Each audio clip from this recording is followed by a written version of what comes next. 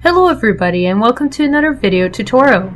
Now for today's tutorial I will be showing you the painting process for my circus carnival essentially that I created the line work for a while back. Now as you can see I start off by essentially smoothing out the colors that I've already created.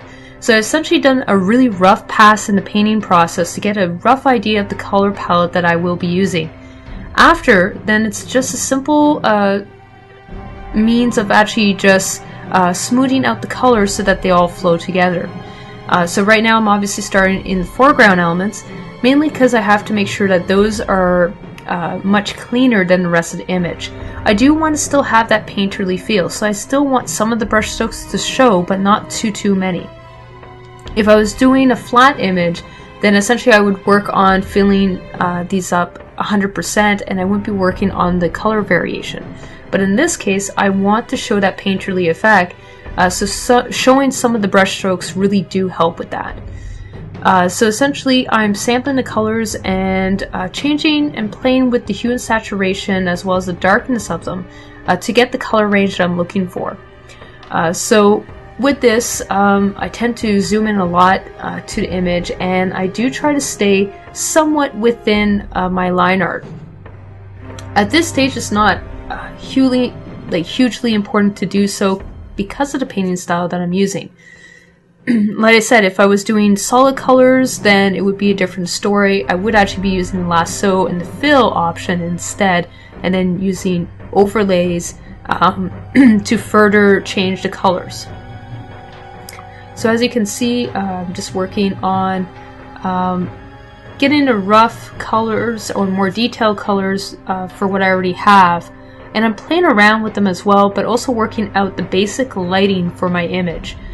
This is going to be a very important step because essentially it helps establish where the light source is coming from.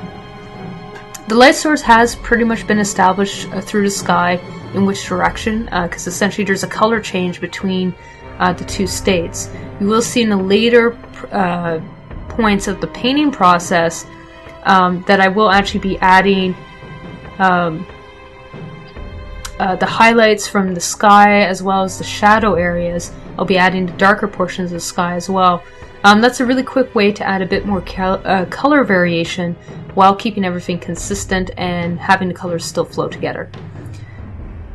Now the reason why I'm not worrying about getting outside the line art for essentially the main buildings is because I haven't started working on those background elements.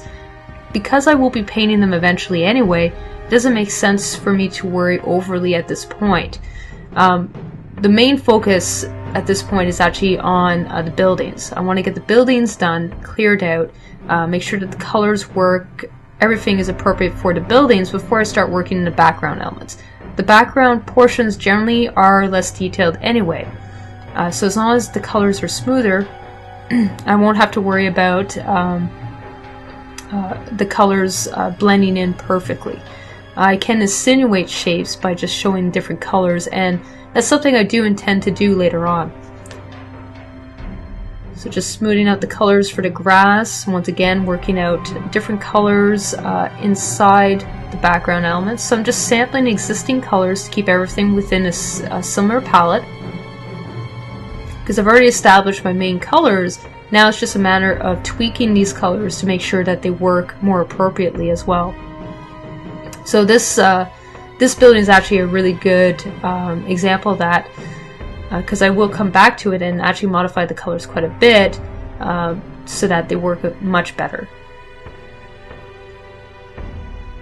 Working on the shadow for those park benches, the signs, all these tiny little details. Just adding a slight bit of color really helps make them pop from the rest of the background.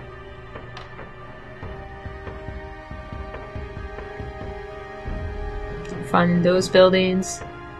And I'm going to be starting on those background elements very shortly after I finish the tent, and I believe I will start working on the circus wheel prior to that as well. So as these portions are actually moving further and further back, I'm making the color variations a bit more subtle. They're more similar in color, so there's less variation and less bright colors as I'm moving back. And these buildings especially have much more of a blue overall tone to them, mainly because the atmosphere is essentially getting in the way of actually being able to view them fully. Now there is still some colors, as you can see, there's some really nice purples in there, but the majority of these buildings have almost a bluish tint to them. That's on purpose because as they're receding, you want to pay less attention to them. They're also not the focal point of this image. That's important when you're actually painting this, is that because it's not the focal point, I don't want the colors to draw your attention overly to those areas. So I'm just refining the base colors behind that roller coaster. Just doing a couple tweaks here and there before I start moving on to the highlights.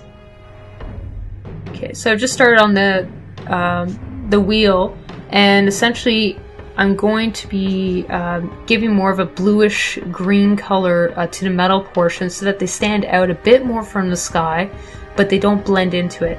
That's a key thing, is I didn't want the circus wheel to actually blend into the colored background. It still needs to be able to stand out. So a cool color that's really close is more of a grayish green that looks like blue depending on what colors is next to it. I'm just going in. Since this is so circular and I've already flattened out my line art, I do have to paint this in manually. This overall painting took about 6 hours to complete, so that includes the live stream portions as well as the portions I did offline. So at this point right now I'm actually using the lasso tool because it's faster to color this. I just want a solid base color, and I'll go in. Because it's further in the background, I don't have to show as much variation in the color, but I will be showing that variation near the end. Just going in and painting the windows. I had two options. I could have used the lasso tool again, but to me this just seemed faster just to paint it right in. So I'm just painting in the same colors throughout to make sure everything ties together once again. A portion that you won't actually see is that I often went back to the line work to make sure that as I notice any errors in the line work or any portions that should have actually been masked off that I missed, I made those changes without actually recording it. So the final line work is actually much cleaner than what's actually seen in here. So I'm just cleaning up around these portions now, because now I can actually start onto the sky. The sky itself is not too complicated. It's really basic colors. But before I do that, I'm going to just make sure all the colors tie in around it. So as you can see, I'm working on the clouds right now. The basic sky portion already has the proper colors, so I'm not too worried about changing those. I'm more focused on the clouds, blending in the colors I already have, making sure that there's enough form in them, making sure that everything ties together and that you can see the differences in the different layers. Just some minor tweaks at this point.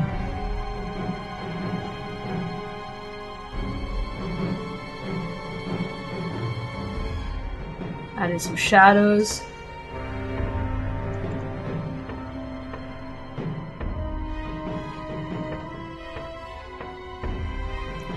Finding a bit of those colors. I'm adding some of that blue color that's in the sky into different elements.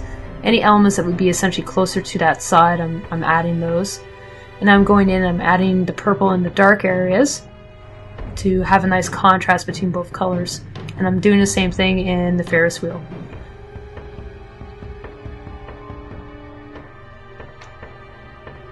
And the buildings in the back to help bring out certain key areas. So this is the final illustration. I hope you guys enjoyed this video, and I hope to see you guys soon. So thank you and take care.